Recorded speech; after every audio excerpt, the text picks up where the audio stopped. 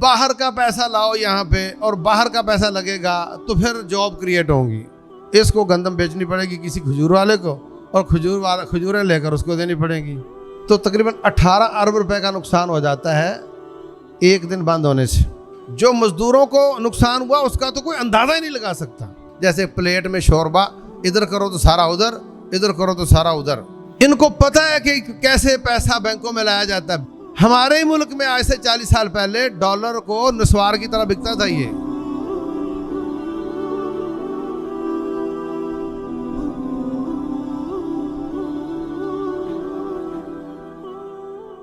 الحمدللہ رب العالمین والصلاة والسلام علی رسولہ الکریم وعلی آلہ وصحبہ اجمعین. اشہد ان لا الہ الا اللہ وحدہ لا شریک لہ واشہد ان محمدا عبدہ ورسولہ. اعوذ باللہ من الشیطان الرجیم. قال اللہ عز وجل انظر کیف فضلنا بعضهم على بعض وللآخرة اکبر درجات واکبر تفضیلا. اے نبی صلی اللہ علیہ وسلم، آپ دیکھیں کہ دنیا میں ہم نے کیسے بعض کو بعض پر فضیلت دی ہے، اور آخرت میں تو یہی فضیلتیں بہت، ان کا فرق بہت زیادہ ہو جائے گا. فضیلت کسی کو علم میں، کسی کو فضل میں، کسی کو عبادت میں، کسی کو زہد میں، کسی کو قناعت اور صبر میں، اور کسی کو پیسے اور مال میں اللہ تعالیٰ نے فضیلتیں دی ہیں. کسی کو دے کر آزمایا ہے اور کسی سے چھین کر آزمایا ہے. لوگ نعرہ لگاتے ہیں کہ میری حکومت میں ہم بسا اوقات مدینے کا نام لے کر یا نام نہ لے کر کہ ہم کیا کریں گے، جو چھوٹا طبقہ ہے ان کو فائدہ دیں گے اور ان کو ہم غربت ختم کریں گے. حقیقت یہ ہے کہ غربت اللہ تعالیٰ نے بنائی ہے اور اس کو کوئی کائنات کا شخص ختم نہیں کر سکتا.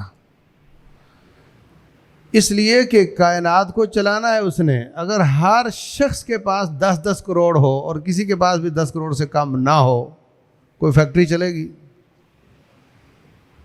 کوئی کھیت میں کام کرے گا؟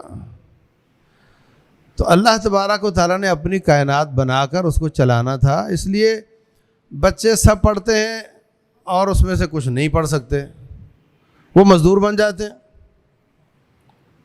باپ ناراض ہوتا ہے تو پڑھتا نہیں ہے. بھائی اس کی صلاحیت اللہ نے اس حساب سے بنائی ہے. تو غربت ختم نہ کوئی کر سکتا ہے اور نہ اس کو کوئی ٹارگٹ کرے اور نہ اس کو کوئی مقصد بنائے. یہ اللہ نے خود کی ہے. انظر کیف فضلنا بعضهم علی بعض. ہاں جو ہو سکتا ہے وہ یہ کہ غربت کو مینج کیا جا سکتا ہے. یعنی ایک خط غریب کے نیچے کھینچ دو، ایک خط امیر کے اوپر کھینچ دو. امیر اس سے اوپر نہ جائے اور غریب اس سے نیچے نہ جائے. یہ اسلامی معیشت کا مقصد مرکزی ہے. اور غریب کو خط غربت سے نیچے جانے سے بچانے کے لیے یہ طریقہ نہیں ہے کہ آپ یوٹیلٹی سٹور پہ سودا سستا کر دو، بھی غریب یہاں سے لے لیں. یہ طریقہ نہیں ہے کہ آپ ان کو علاج معالجے کی سہولت دے دو. یہ طریقہ نہیں ہے کہ آپ ان کو 2000 یا 12000 دے دو یا کارڈ دکھا کر کسی کو کوئی راشن مل جائے. یہ طریقہ غربت ختم کرنے یا کم کرنے کا نہیں ہے. اسلام نے معیشت کے میدان میں بھی کم از کم پابندیاں لگائی ہیں، جیسے میں نے کل عرض کیا تھا. کتنی بڑی بات ہے کہ رسول اللہ صلی اللہ علیہ وسلم امیر المومنین ہیں اور انہوں نے کوئی سکہ نہیں منٹ کروایا کہ بھی یہ میرا سکہ چلے گا اور اس پر میرا نام لکھا ہوگا یا جو میں کہوں گا وہ لکھا ہوگا. وہی سکے جو دنیا میں چل رہے تھے وہی چلتے رہے ہیں. صرف چند پابندیاں لگائی ہیں جن کی وجہ سے غربت کا استحصال ہوتا تھا. باقی ساری تجارت کو چلنے دیا جیسے وہ چل رہی تھی. تو میں ان اقدامات میں سے صرف ایک اقدام کا آج تذکرہ کروں گا جس سے غربت کم ہو سکتی ہے. وہ یہ ہے کہ غریب کو کام کرنے دو، اس کے لیے جاب کریٹ کرو۔ پھر جاب کریٹ کرنے کے بھی انہوں نے طریقے بنائے ہوئے ہیں جی، آپ اسلام کی قسطیں دو، ایمان کی دو، غیرت کی دو، کچھ بے غیرت ہو جاؤ، کچھ بے ایمان ہو جاؤ، اور ان کی شرطیں مان کر باہر کا پیسہ لاؤ یہاں پہ، اور باہر کا پیسہ لگے گا تو پھر جاب کریٹ ہوں گی۔ یہ طریقہ بھی اسلام کا طریقہ نہیں ہے۔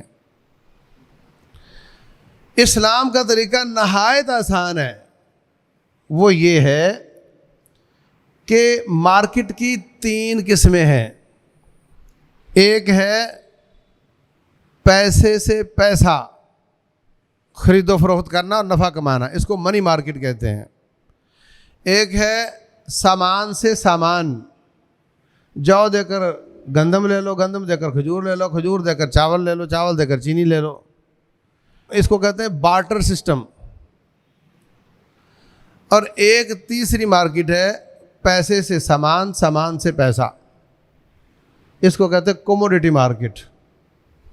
کوموڈیٹی مارکیٹ جو ہے یہی روٹین میں ہمارے یہاں چل رہا ہوتا ہے، پیسہ دو سامان لو، وہ آپ کو سامان دیتا ہے، آپ سے پیسہ لے لیتا ہے۔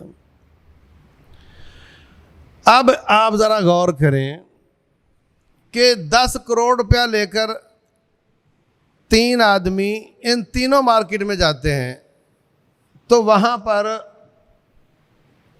کس سے غریب کو فائدہ ہوگا؟ ایک آدمی 10 کروڑ روپیہ لے کر گیا ہے بارٹر سسٹم میں، 10 کروڑ کی گندم اس نے دی تو لینے سے چاول ملے نہیں۔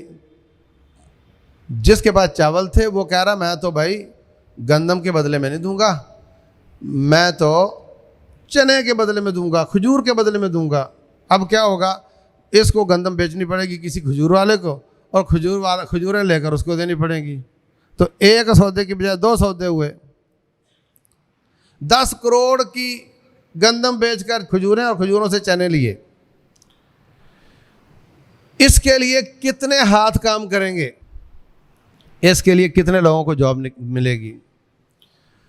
دوسرے نے 10 کروڑ سے سیدھا جا کر گندم خرید لی، چاول خرید لیے، چینی خرید لی، اس کے لیے کتنے ہاتھ کام کریں گے؟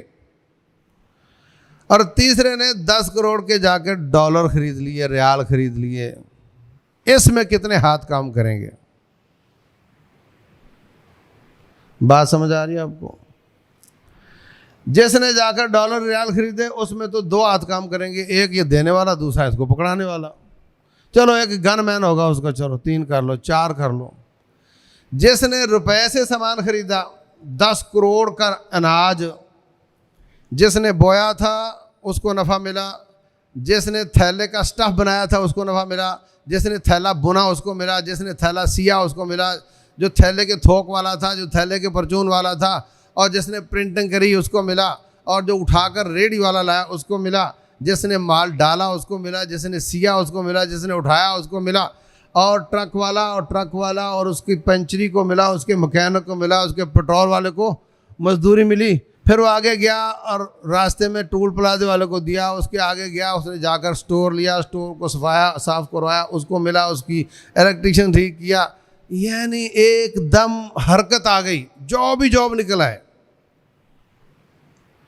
اور جس نے ڈالر خریدے اس نے کسی کو نہیں کمایا، اس نے سب سے زیادہ، اور جاب کسی کو بھی نہیں ملی۔ تو اسلام یہ کہتا ہے کہ جو منی مارکیٹ میں پیسہ لگا کے پیسہ کمائے گا وہ سود کھائے گا، وہ ماں سے بدکاری کرے گا، وہ رب سے جنگ کرے گا۔ اور جو کموڈیٹی مارکیٹ میں پیسہ لگائے گا، جو بارٹر سسٹم جو سب سے اچھا ہے، جس میں کئی زیادہ سودے ہوتے ہیں، وہ ٹھیک ہے، وہ حلال کمائے گا۔ پرانے زمانے میں کہا کرتے تھے کہ کراچی ایک دن کے لیے جب بند ہوا کرتا تھا، آج تو اللہ کا فضل ہے، تو تقریباً 18 ارب روپے کا نقصان ہو جاتا ہے ایک دن بند ہونے سے۔ یہ کس کا نقصان ہوتا ہے؟ جس نے پیسہ لے کر جا کر سامان لینا، اس کا پیسہ جیب میں پورا ہے، اور جس نے سامان دینا تھا اس کی دکان بند ہے، اس کا بھی سامان پورا ہے۔ نقصان کس کا ہوا ہے؟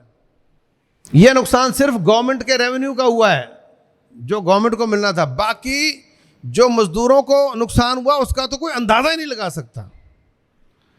تو اگر ایک دن کے بند ہونے سے 18 ارب کا گورنمنٹ کا نقصان ہوا اور خربوں خربوں کا لوگوں کا نقصان ہوا، تو آپ اندازہ کریں کہ کموڈٹی مارکیٹ میں پیسہ لگانے سے دنیا کو کتنا فائدہ ہوتا ہے۔ تو حل کیا ہے؟ حل یہ ہے کہ منی مارکیٹ کا گلا دبایا جائے، تو پیسہ بھاگ کر کدھر جائے گا؟ بازار میں۔ بازار میں پیسہ جائے گا تو نوکریاں ہو جائیں گی۔ بہت سادہ سا طریقہ ہے۔ لیکن ہمارے ہاں کیا ہوتا ہے؟ ہمارے یہاں یہ ہوتا ہے کہ جناب اگر حکومت چاہتی ہے کہ پیسہ بینکوں کی طرف جائے تو وہ پراپرٹی کے کام پہ ٹیکس بڑھا دیتے ہیں، تو پیسہ سود پر لوگ دینا شروع ہو جاتے ہیں، بینک بھر جاتے ہیں۔ جیسے پلیٹ میں شوربہ، ادھر کرو تو سارا ادھر، ادھر کرو تو سارا ادھر۔ اور اگر وہ چاہتے ہیں کہ نہیں بینکوں میں پیسہ کم ہو تو وہ ادھر سود بڑھا دیتے ہیں، تو پیسہ ادھر چلا جاتا ہے۔ ان کو پتہ ہے کہ کیسے پیسہ بینکوں میں لایا جاتا ہے۔ بینک ٹوٹل منی مارکیٹ ہے، بینک سارا منی مارکیٹ ہے، اور ان کو پتہ ہے کہ پیسہ کس طرح مارکیٹ میں پھینکا جاتا ہے، سارا پتہ ہے ان کو۔ بینک آپ کے پیسے پر سود حاصل کرتے ہیں، یہ تو ہر بندے کو پتہ ہے۔ میں آپ کو بتاتا ہوں، بینک سود کے علاوہ بھی پیسے کے آنے جانے سے اپنا پیسہ بڑھاتے رہتے ہیں۔ باقاعدہ بینکنگ کے قوانین ہیں کہ آپ کتنا پیسہ کیسے گھومے گا تو کتنے پیسے آپ زیادہ اپنے کھاتوں میں اپنے کمپیوٹر میں لکھ لیں گے۔ وہ ڈیجٹس ہوتے ہیں اور بڑھتے چلے جاتے ہیں۔ تو اس لیے اسلام کا طریقہ اتنی مذمت کی سود کے کام کی، اس سے پتہ چلتا ہے کہ رب ذوالجلال کو اپنے غریب سے کتنا پیار ہے۔ جتنی مذمت سود کی ہے وہ ساری دلیلیں ہیں اللہ کی اپنے غریب بندے سے پیار کی۔ وہ رب لڑائی کس کی لڑ رہا ہے؟ غریب کی لڑ رہا ہے۔ سود سے کس کو نقصان ہو رہا ہے؟ غریب کو ہو رہا ہے۔ تو اس لیے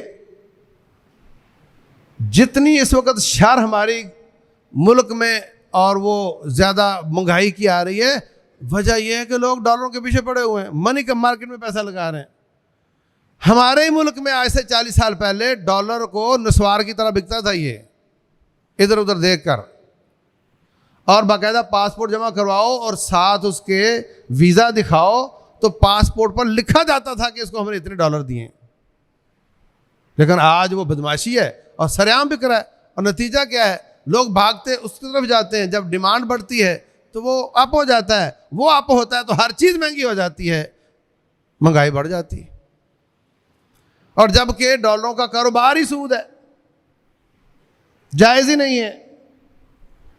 تو یہ جو طریقے ہیں اس کو کنٹرول کرنے کے، اس طرف جانے کی بجائے ان کو 2000 روپیہ پر ہیڈ دے دو، ان کو آپ علاج ٹھیک کروا دو، ان کو جناب آپ ان کو سٹوروں سے سودا سستا لے کے دینے کی کوشش کر لو، یعنی ان کو اپنا کمانے کی بجائے ان کو بکاری بنانے والا طریقہ ہے تاکہ ووٹ ہمیں ملیں۔ یہ ہے مصیبت ہماری۔